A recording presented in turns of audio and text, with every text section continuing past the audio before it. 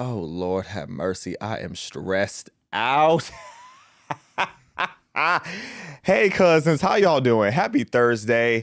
Today is a hot mess. Usually I have a nice, polished, formal monologue for you guys to start the show and really set the energy. But before we can even get into the main topic, before we can even debrief what we're going to be talking about today, which is a great conversation, I have to crash out. Everybody keeps reaching out to me asking, what are we going to do about Elon Musk and Trump? What do y'all want me to do? What do y'all want me to do? I have said since day one, I have my mixed feelings on Elon. I respect a lot of the things he's done.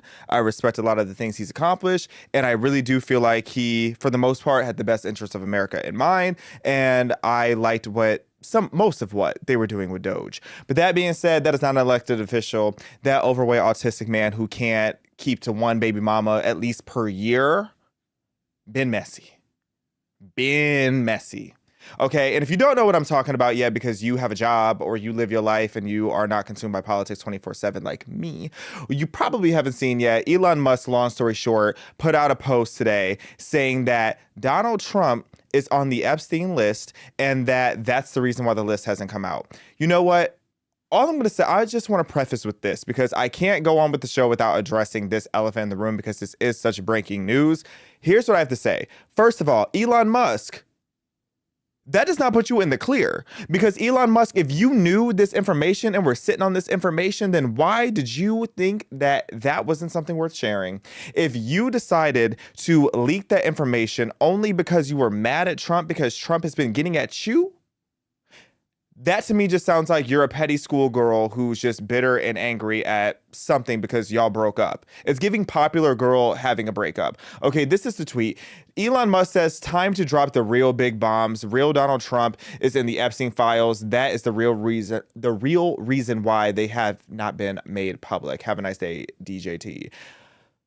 Y'all gonna leave Donald Jaquan Trump alone. Give that man 5 minutes. But on a serious note, this is what I have to say about this. Again, before we even get into the real show today, what I have to say about this is being on the Epstein list can mean many things. More often than not, or being on the Epstein files, it does not mean that you are on the client list. Being at Epstein Island could likely mean you just went to the island. Just like being at a Diddy party can likely mean you just went to go party. You weren't at a freak off. What you have to remember, as much as we can't stand these people, as much as these people are evil and have been proven to be guilty for many things, they were massive, major, famous, wealthy socialites for decades. Okay, Jeffrey Epstein and P. Diddy were notorious for their parties. Ain't no party like a Diddy party, maybe an Epstein party. They were going on for quite some time. Okay, so there are probably thousands of people who attended these events, these different Diddy parties, these Epstein parties, without partaking in what happened, in the after hours or at the particular parties, the freak-offs of those nature. So when they say that Donald Trump was properly mentioned in the files, I'm sure he's on some list of having been to the island. I mean, there's photos of them together, okay? Elephant in the room, I've been addressing it. I have no problem addressing it. That being said, I find it extremely unlikely that Donald Trump was involved with any of the nefarious actions that Jeffrey Epstein was up to. Yes, factually, they knew each other. They were both high rollers in New York City, so of course, they knew each other. But I don't think for 1 second that President Trump is guilty of the sex crimes that are being alleged or insinuated, I should say, by Elon Musk, because this just is messy. And let's say hypothetically Donald Trump is guilty, then that's going to be a whole nother conversation because y'all know I don't play about that, regardless of who you are and what you've done for our country. But all that to say, it's like, Elon, I don't think that this was the way to handle this information, this sensitive information. And I really just think that this is Elon trying to get underneath the skin of President Trump in a way that probably worked because that's insane to put out there. But I really do not think that Trump is guilty of anything. And if he is guilty of something and Elon Musk does know that, then Elon, I'm looking at you too because you should have said that already. That means that you were ready to be complicit with everything that you read allegedly in those files. So that's really all I have to say about that. I'm not about to throw, my support for, I'm on a 501c3 platform right now, so let me not do too much. But I'm not about to throw Donald Trump under the bus because Elon decided to get emotional and put this tweet out there like a sassy little girl. That being said, since we're talking about deadbeat fathers, Elon... Today, we are talking about really the demoralization and the destruction of Black America. And we have to go all the way back with this to, talking about the root. Whenever you ask people what is the problem in the Black community, the first thing that people say is Black father absence. So I really want to give you today the history of Black father absence so you can really understand the root of this problem and how systemic racism turned into the systemic disempowerment that we see today, and it has been real messy.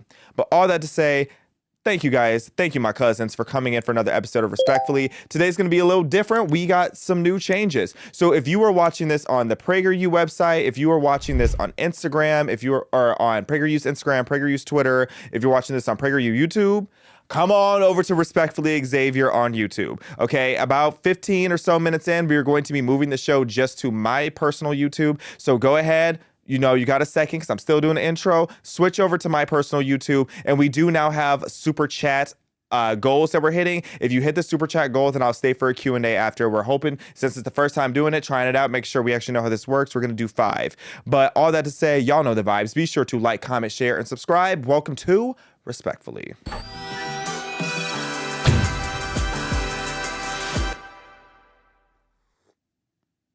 Not me crashing out in the intro, child.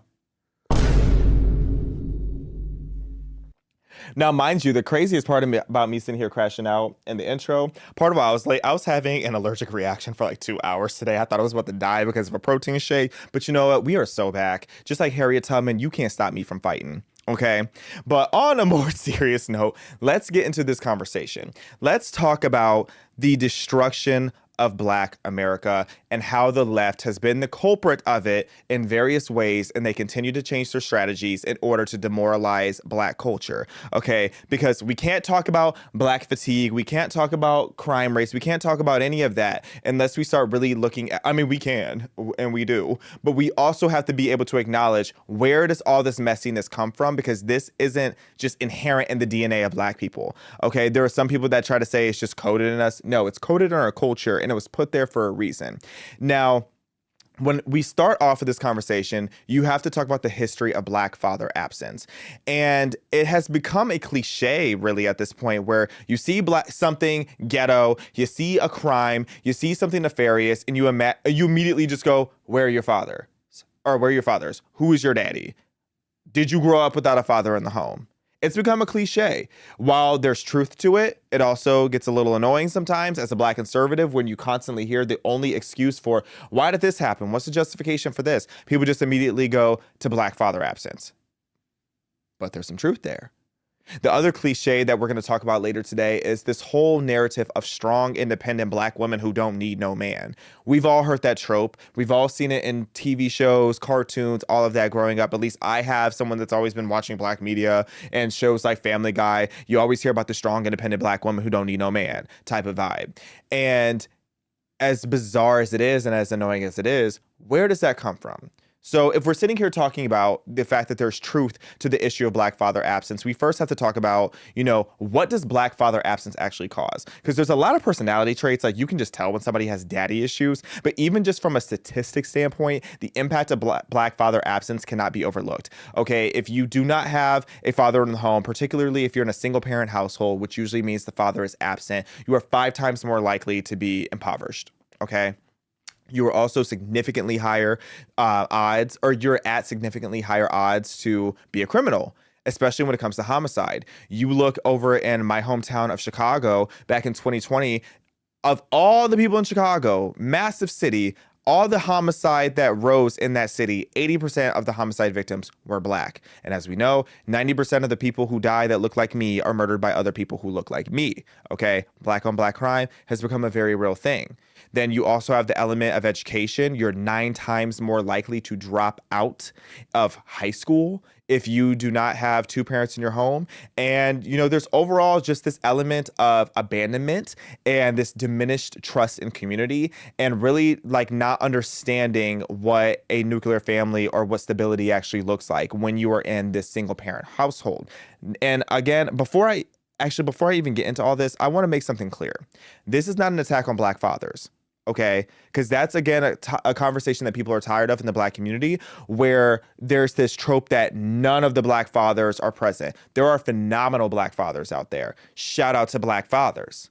Okay, there are incredible leaders and men of strength who are Black fathers out there, who have stepped up and who are, really pushing forward with great values. This is also not an attack on single mothers. For some reason, when you talk about Black father absence, a lot of Black, and I mean, I guess I can get it, but a lot of strong single Black mothers will take offense to the conversation too. This is not an attack on anybody. This is just me talking about statistics and talking about the impact of not having that two-parent stable household. Okay, because currently over 70% of Black children are growing up in single-parent homes, typically without their father. So when we talk about why are these Black fathers missing from home? Okay, because I would argue that the absence of Black fathers stems from a complex interplay of, real historical trauma, not the victim mindset stuff, but real historical trauma, welfare policies, cultural shifts with the baby mama culture, and the systemic forces that have completely undermined the importance and significance of the Black nuclear family as a foundation. So if we go into the history of this, I'm not going to hyperfixate on slavery, because a lot of people just only want to talk about slavery for whatever reason when they talk about Black history and Black culture. But, it is worth acknowledging that slavery did have some effect on today. It did fracture Black families through forced separation, sales, denial of marriage, all of that. So that already kind of created this stigma within the Black community. But I don't think that part is what's affecting today. If anything, I think the impact of slavery and the separation of families in the Black community actually made the Black nuclear family stronger post-slavery. And I might have worded that a little off, but I guess to clarify what I'm trying to say is, with slavery, with the fact that all these families were being separated and all of that, when Black families were able to stick together as free families, it made the Black family unit stronger than ever. Okay, that was the strongest it's ever been here in America. If you look at the post-slavery, during Jim Crow, and like immediately after Jim Crow, the Black family unit was so strong. Pre-1960s, particularly in 1925, 80% or 85% of Black households in Harlem had two parents. And pre-1960s, Black marriage rates were comparable, if not higher, than the rates of white families. If you look at the data from 1890 to 1950, that data shows that Black women, shout out to Black women, they had higher marriage rates than a lot of other demographics. And Black families were economically rising. There was Black Wall Street, there was Black prosperity, there were Black-owned businesses. Shout out to my I believe it's my great uncle started one of the first Black schools over in the South. That was, I think the building is still standing there to this day. So there was a lot of Black prosperity in that era until there wasn't. Until, I would say, the first big catastrophic hit to the Black family during the civil rights era was the welfare policies. The welfare policies that specifically incentivized father absence. So if you've never heard of the Great Society Act and the welfare expansion, that was due to Lyndon B. Johnson's 1960s welfare programs, where they were giving aid to families with dependent children. Now, with that, they had this clause for man in the house rules where they penalized mothers if a father was living in the home, or if a man that was capable of working lived in the home. So this literally incentivized single motherhood, where, in other words, they told women, if you have a man that is able to work, the government is not going to support you. Now, if you have a man who is in the house that's capable of working, he's still more likely not going to make enough money to support you. So there's this phrase from Tyler Perry, I can do bad all by myself. And it really sounds familiar. if you have the choice of having no father in the home, no man in the home, and the government's going to give you more aid, more support, and make things easier for you, why would you have a man in the house where you guys are just going to struggle together? That was the mindset back then. And that is not something that was done on accident. That was done by design. Because when we talk about this president, Lyndon B. Johnson, because, oh yes, we're going to school today. It ain't always just entertainment over here, Chad. We get into some real tea today, because it's so ironic to me growing up, because, I grew up in a very left-wing, very liberal, progressive household. I was always told that this was a great president. I was told that this was a great man for Black people, because on paper, they really try to present him that way when you grow up in public education. They try to make it seem like Lyndon B. Johnson just really loved Black people. But if you haven't heard by now, the notorious quote from him is that when he was putting these welfare policies together, that he would have these N-words, hard R, voting Democrat for the next 200 years. And low key, is it working? Is it working? He was this, so Lyndon B. Johnson, he was this Southern Democrat, and he was aligned with the segregationalist party, the Dixiecrats. And that was largely to support, to get political support in Texas, where he really needed that. And before he was president, even particularly. And if you don't know, the Dixiecrats are who started the Ku Klux Klan. So when we talk about the history of the KKK actually coming from the left, that's very literal. They stemmed from the Dixiecrats. The Dixiecrats are also who put in place like a lot of the stuff that led to Planned Parenthood going out of their way to try to abort all the Black babies and the Jewish babies. We got a lot of the same ops. So when you look at Lyndon B. Johnson's record, he voted against civil rights measures and the best interests of Black people almost every single time before becoming the president. He voted against anti-lynching bills from 1949 to 1950. And those were, those were trying to prioritize the rights of Black people to be safe. But you can look at the Senate records to this day. He was not in any way trying to go out of his way to make it to where Black people could feel safe in their communities. He also opposed the anti-poll tax measures in the 1950s, which would have preserved Black voter disenfranchisement. He rejected fair employment laws from 1949 to 1952, and this blocked a lot of the economic progress that was happening for Black people to appease a lot of the more racist Southern voters at the time. And also, one other thing, he weakened a lot of the Civil Rights Act, the 1957 Civil Rights Act, as Senate Majority Leader, because he was often just diluting the enforcement of that for his own political gain. And there's no surprise that this is the same guy that led the policies that led to the demoralization of the Black nuclear family. Okay, so you have all these Black kids being born in this era, and all of a sudden the birth rate goes from 24% to 24% of Black babies being born into wedlock to all of a sudden almost 71%.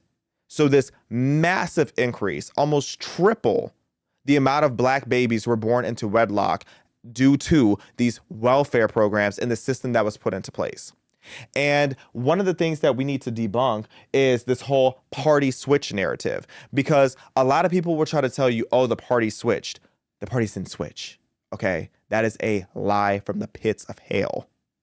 Okay, this whole thing where people try to say that Democrats and Republicans switch their ideologies, especially when it has to do with race back in the 60s, that is a myth. We actually have a great video about that on PragerU.com. We have a 5-minute video that is just straight up debunking the whole, shout out to Dr. Carol Swain. Why did the Democratic South become Republican? We actually have a few. We have that one, and then we have some that I think particularly are just addressing the whole party switch narrative, because that was one of the things that red pilled me back in 2020, because I couldn't believe the fact that, I just thought that one day they just switched sides. But that's actually not what happened. And if you're watching and not just listening, we have up here just some of the different myths that were put out there, debunked by PragerU. So make sure you click the link in my description to go over to PragerU.com so you can subscribe and get more of this information. Now, when it comes to the whole party switch thing, the Democrats have always stuck to their core principles. Okay, they always favored government intervention. They always wanted bigger government. They always wanted welfare and to have these handouts and to make people dependent on the government through these handouts. Meanwhile, the Republicans were always about pulling yourself out by the book, pulling yourself up by the bootstraps and having limited government. That all has remained very consistent. Okay, so the whole premise of the switch, it's just a lie, because then when you look even just numerically in Congress, there was very minimal seat changes that occurred after 1964 Civil Rights Act. Only one of the 21 Democrat senators switched over, and one of the 33 Democrat House members switched over to the GOP by 1968. And over the course of 30 years, there still was very minimal after the Civil Rights Act of people who actually switched over. Most of the voter realignment that happened in that era had to do with regional and cultural shifts rather than just this narrative of an ideology switch, because that never happened. But back to this main thing of how this all destroyed Black America. And Mr. Rodriguez, how long before we switch this to my YouTube? I was about to tell you right now that right now would be the perfect time for the switch.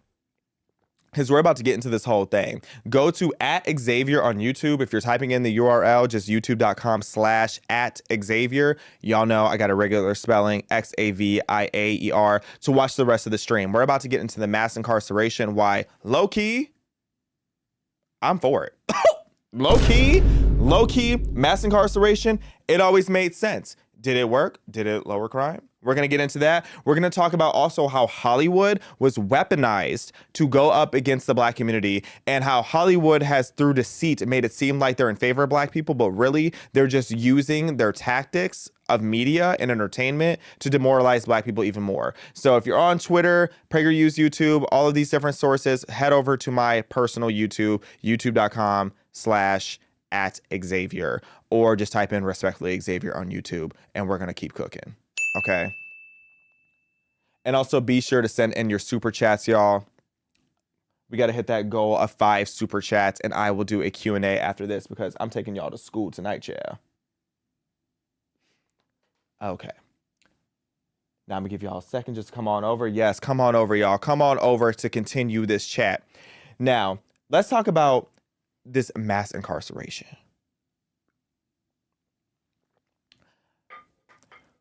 And Ms. Rodriguez, if you can switch back to my outline. So when we talk about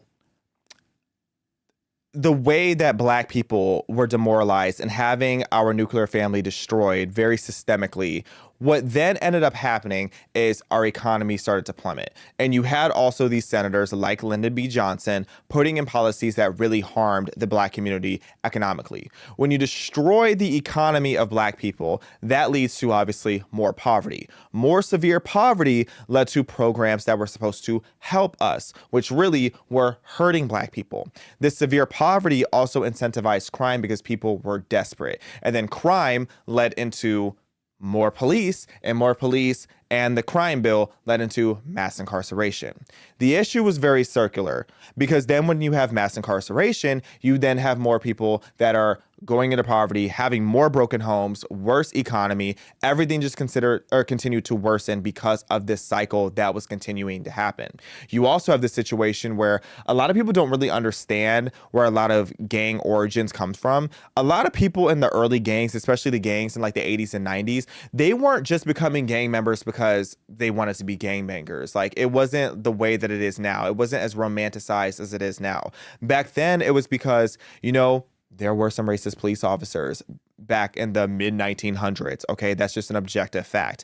But that being said, a lot of these people in these communities, they had no one protecting them, and they thought that the police officers were their enemies, which is still kind of the case to this day, unfortunately, where a lot of people have that mindset. But a lot of the people who joined gangs, the reason that they joined gangs is because they were the people that were protecting their own neighborhoods. They were essentially the neighborhood security, and with them being this unofficial group, they had to have a source of income, which is how a lot of the drugs ended up coming into the play. A lot of these gang members, especially back in the 80s and 90s, they weren't even doing drugs. They were just straight up selling it so that they could, continue to handle the financial operations of what it was like to be a part of this gang culture, which then ultimately led to this massive epidemic and ultimately resulted in the war on drugs in the 1994 crime bill, which did disproportionately target Black men, leading to a 75% increase in prison populations from 1990 to 1999, and 43% of inmates being Black men.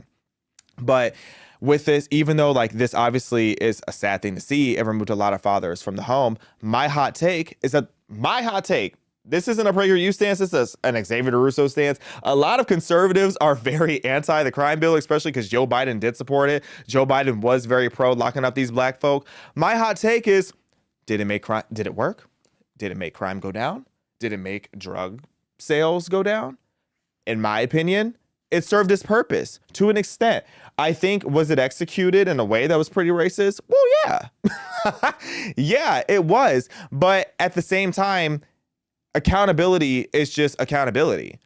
Okay? And when it comes to the crime bill and mass incarceration, it's not a good thing. It's not a good thing to target, but I also do think that some of that gets overexposed and overexploited, where people try to make it seem like it was just an attack on Black people. If you were around in that era, I understand you were desperate, but accountability is accountability. So it was messy. It was a messy time. And because of that messy time, where a lot of Black people, a lot of Black communities were being over-policed, it led to what then became the shift from systemic racism to what I call just systemic disempowerment. Because it became this culture where instead of holding anybody accountable, because in the pre-1960s era, the Black community really emphasized resilience. It really emphasized accountability. It really emphasized, again, pulling yourself up by the bootstraps. But then the leftist rhetoric post-civil rights era really just focused on shifting the blame over to the system. And you had people that were really there, ready to exploit that to maximum degree, like Al Sharpton. And this is when groups come in like the NAACP and Al Sharpton, who are always exploiting the struggle of Black people for their own personal, political, and financial gain. I always forget that he used to be fat. Oh, can you say fat on YouTube? I meant what I said. His back was really big. His back was real big back then. There's a clip of him like running and chasing after somebody, and it's the scariest thing I've ever seen. But Al Sharpton, Ozempic allegations. So Al Sharpton really laid the foundation and the blueprint for what BLM became and always was, if you really want to get into that tea. It starts really with the Tawana Brawley case in 1987. A lot of people aren't fully familiar with this. So the Tawana Brawley case in 1987 was essentially this Black woman falsely accused white men of grape, because again, YouTube, graping her. And this was debunked over and over and over again. There was an overwhelming lack of evidence about the fact that she was assaulted by these white men. A grand jury was mortified by the fact that this even took up the court's time. And yet Al Sharpton was the number one person all up in everybody's face talking about this situation. He showed from day one that he had this willingness to push inflammatory narrative that really made people just so terrified of the thought of systemic racism that it started destroying our culture even more. And even when there was all this evidence showing that Al Sharpton was wrong, even when there was a $65,000, which back then was a lot more than it is today, this massive defamation suit against everybody involved, basically, Al Sharpton never apologized. Al Sharpton never backtracked. To this day, he stands behind Miss Tawana Brawley and the delusions. It's giving Jussie Smollett. It paved the way for Jussie Smollett, or however you say his name, his lion self. But does that sound familiar? It really laid the foundation for what BLM is today, where you have these unverified claims, even like Ferguson 2014, hands up, don't shoot, which was contradicted by all the DOJ findings. They don't backtrack on it. They would rather just push this narrative of making it seem like, oh my gosh, we're Black. We have this existential threat of systemic racism, this evil boogeyman of systemic racism. We have to run away and hide.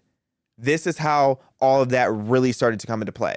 because, again, around the same time that this war on drugs was happening, this is when people like Al Sharpton were really getting their claim to fame. This was the beginning of pushing for perpetual victimhood. And mind you, to this day, we're seeing the way that it affects us. We see it in affirmative action. We see it in DEI. We see it in just the lies of BLM. And it's honestly kind of mortifying because a lot of Black people really just don't support this at all. Most Black people truly just want to have equal opportunity and live an equal life.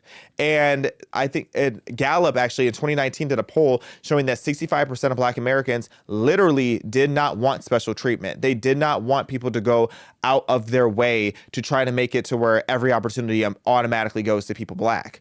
They wanted it to be based on merit. But that number is probably lower now because of all the pushing for woke propaganda that's been happening. But this era, NAACP Al Sharpton, really led to Black America's downfall. And people like Clarence Thomas, shout out to Clarence Thomas, Supreme Court Justice, I believe the first Black Supreme Court Justice, who never gets his flowers for being the first Black Supreme Court Justice, even though he is the personification of Black history. He doesn't get his flowers because he's always been opposed to this system of Black victimhood. Clarence Thomas has expressed opposition to race-based affirmative action and has stated numerous times that he did not want his race to be a factor in his academic or professional opportunities.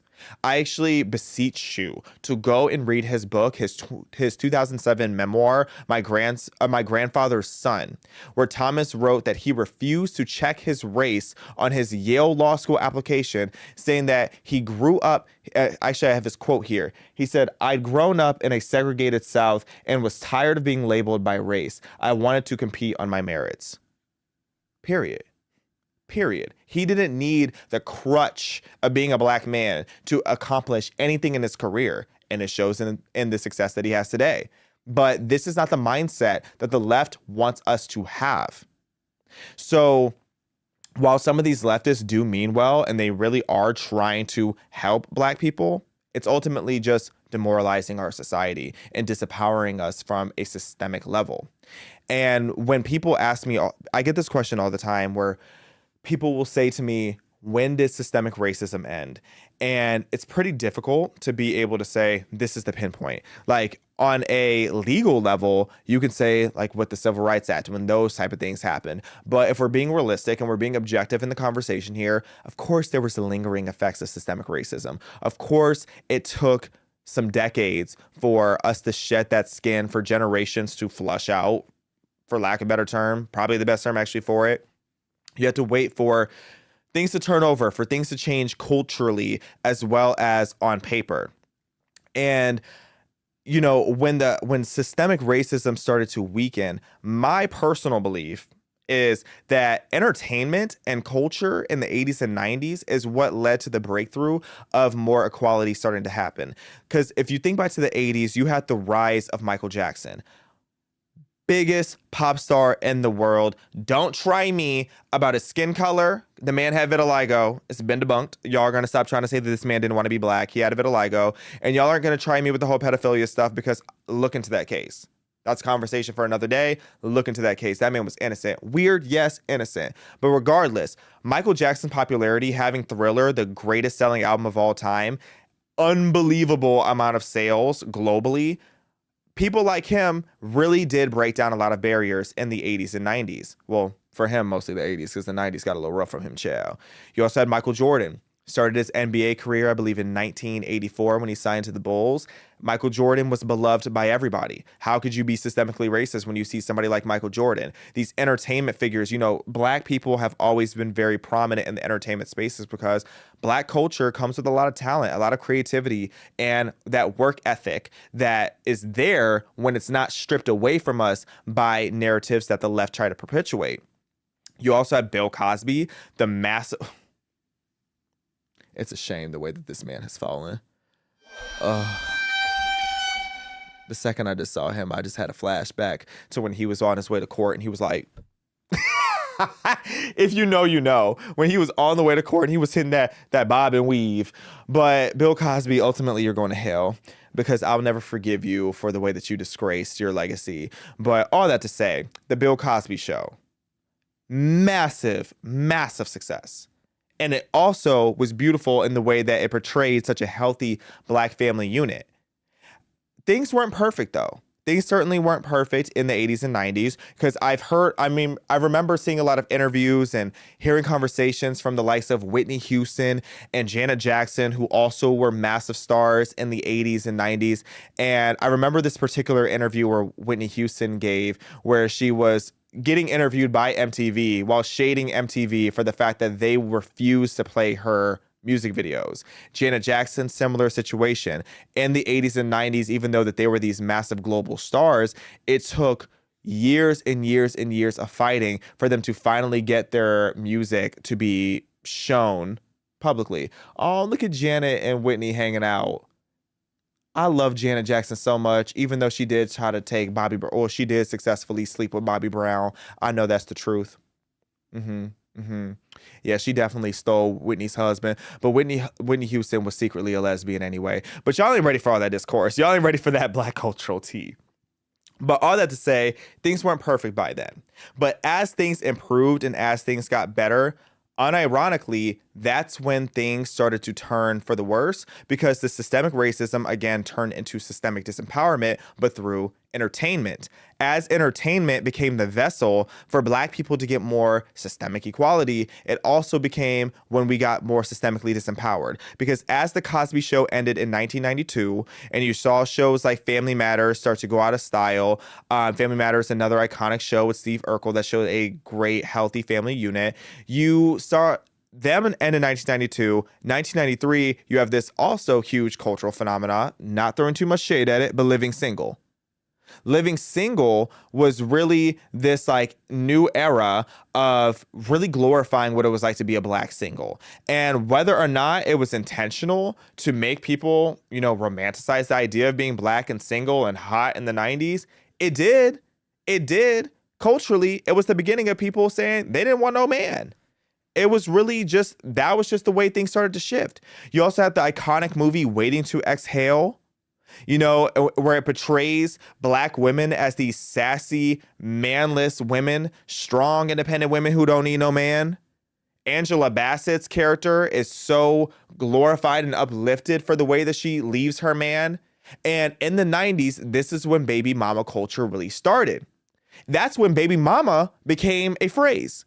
Because you had these Black babies born into wedlock, and the term baby mama became this colloquial term for non-marital, co-parenting, or single motherhood in the 90s, and it was often glamorized. It was often talked about in Hollywood spaces, and whether it was on TV, whether it was in movies, or it was in music. You had TLC, literally one of my favorite songs of all time, ain't gonna lie, No Scrubs. No Scrubs by TLC. Now, come on now. Y'all know No Scrubs. Destiny's Child's Independent Women.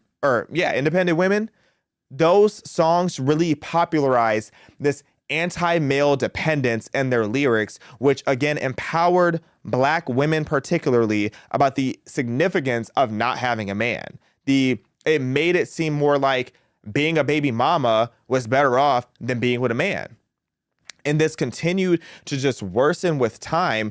And it turned into this from the baby mama era to just the strong independent woman era, where 79% of Black women in 2019 said that they value their career, but it's 79% of Black women value their career, but only 65% seek partnerships. So more Black women are so much more locked in and focused on their career, according to Pew, rather than actually going and pursuing a relationship, pursuing marriage. And then I can't say it the way I want to say it, but in the Black culture, there's this phrase now where they say ends ain't S. If you know, you know. Ends ain't S. That is like this whole movement. I remember even on Vine, that was like this whole thing. They would say N-words ain't S. And then you would hear somebody go, period, in the back. That's the modern era we're in. We're in the modern era where they're constantly hating on black men while telling black women to stay away from men and to just be single. Then you have shows like The Real Housewives of Atlanta where these women can't keep a man to save their life. Shout out to Anna Marie Wiley because she was one of the few housewives, especially few black housewives, to actually be a wife. How are you going to be on a franchise called Real Housewife when you're not even a real wife? And the thing is these women seem to be more and more popular the more single they are. No shade, Kenya Moore. And as entertaining as these shows are, it really shows the current state that we're in, where Hollywood continues. And the reason Hollywood is so relevant to this conversation is because Hollywood is dominated by left-wing spaces. So they went from bringing this all together, because some of y'all are probably like, how does this all connect? It does, because the left has just continuously changed their methods of how they have destroyed Black America. It started with literally like the second we got rights. It really got worse after the Jim Crow era. It got worse after the Civil Rights era for us because of the left. It started with incentivizing through government aid to not have Black men in the homes, making it financially beneficial, which I'm pretty sure it is still to this day, to not have a man in the home. Then it became this whole thing of, well, we need to constantly convince you that you're a victim and that you need handouts and to not make things better for yourself. Then you started seeing too many successful Black people. So what did they turn it into then? On top of still perpetuating the systemic racism and invisible systemic racism boogeyman, as I like to call it, they turned that into, well, now let's make sure all the women feel like they're strong, independent women who don't need a man. And then for all the men, let's make sure that they glorify these rappers and gangbangers and drugs and crimes and just overall loser behavior through the media space. It's all the same, and it's all led by who? The left. And it's so crazy that you have these rappers like Future who's out there. Future doesn't even really do drugs. That's the funny part. If you know anybody who knows Future, even Nicki Minaj called this out about Future. Future talks about every drug you can name under the sun. Future barely even touches drugs. That's the irony of it all. They talk about all these crimes and all this racketeering. They're not doing all that. Most of them are, not the ones who are really successful. They glorify loser behavior. You have people like Beyonce. Beyonce's Single Ladies, the cultural iconic moment, 2009 black and white music video, Single Ladies. Beyonce had every single Black woman out there preaching about how happy they were to be single ladies just to leave the set and go home to her husband. How goofy do y'all feel? Y'all sitting there going, and yet Beyonce is the one with the actual ring on her finger. And the irony is at the end of the music video that the performance says, she shows off her ring saying, if you like it, then you should have put a ring on it. Well, y'all forgot that part of the song. Y'all forgot to put a ring on it part because y'all are out here having babies and then thinking about getting married. And then you don't even get married. Y'all are just being baby mamas to be baby mamas. And Beyonce, she wasn't doing all that. Beyonce knew better. But y'all didn't. Was that intentional? Was that influenced by the left? Wouldn't surprise me if so. And it's a shame because you do have certain figures that actually want to speak out about this, but they're not allowed to. They are not allowed to talk about what's happening in the industry or outside of the industry.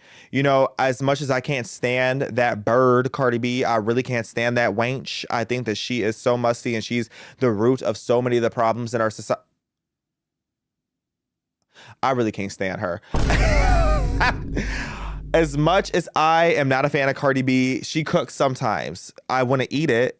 You know, it's probably raw chicken that she's cooking, raw Purdue chicken. But she did cook when she cried one day on Instagram Live, literally cried, saying how she's a mother now. She's rich now. She doesn't want to be talking about being a stripper and being a baby mama and being a thought and being all this type of degenerate gang life, fighting people, all of that, because that doesn't reflect where she is anymore. And artists deserve the right to grow.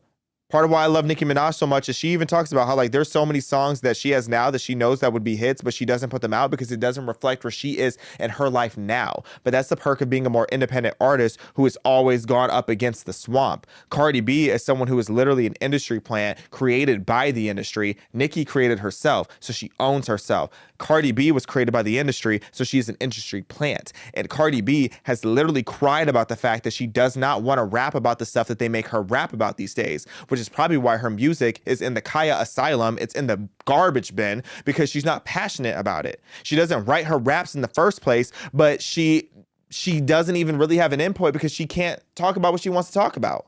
They can't talk about the corruption that's in the industry, the systemic effort that is made to demoralize us as a culture, as Black Americans, nor are they allowed to talk about it, what's happening outside the industry.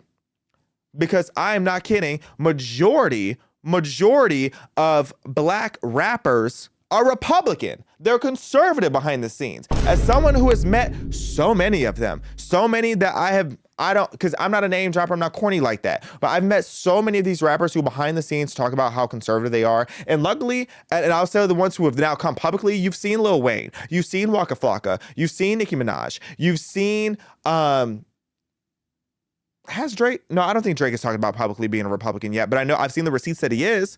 Y'all don't want to have that conversation. But there's so many of these rappers and artists that are secretly conservative behind the scenes, or at least against the woke stuff, and yet they are not able to speak about it without getting canceled. The irony of that.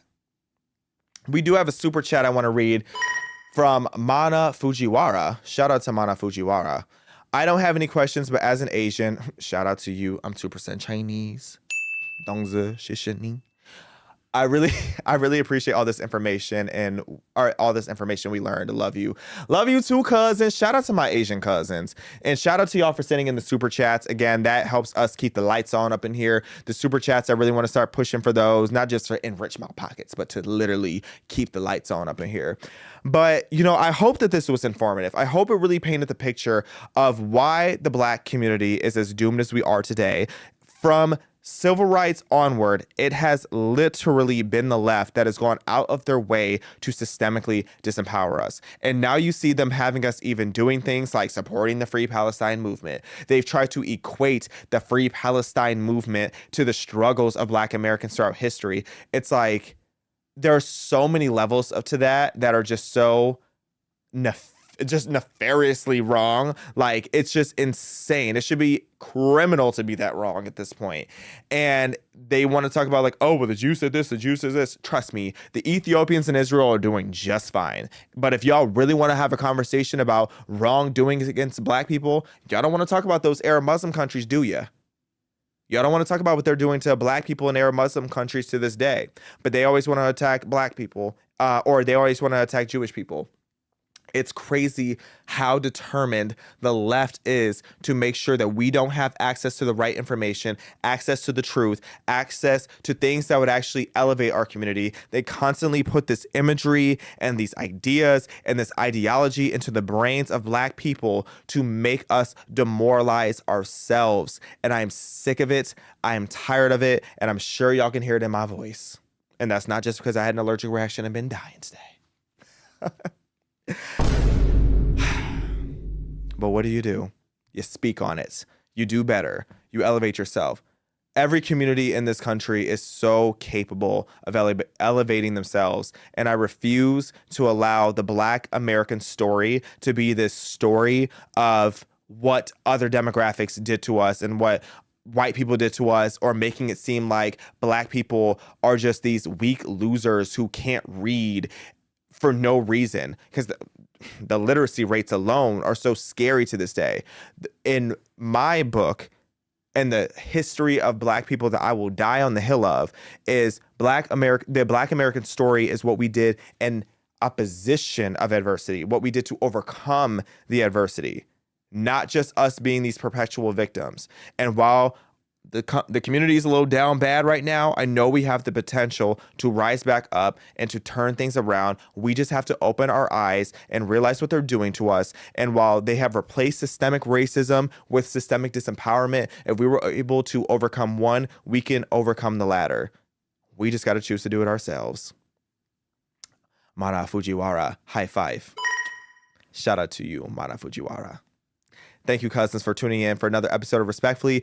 Be sure to like, comment, share, and subscribe. Let me know if you thought of this episode. I hope it was informative. I know we went through a lot real quickly, but I hope you learned something. And I will see you guys on Tuesday.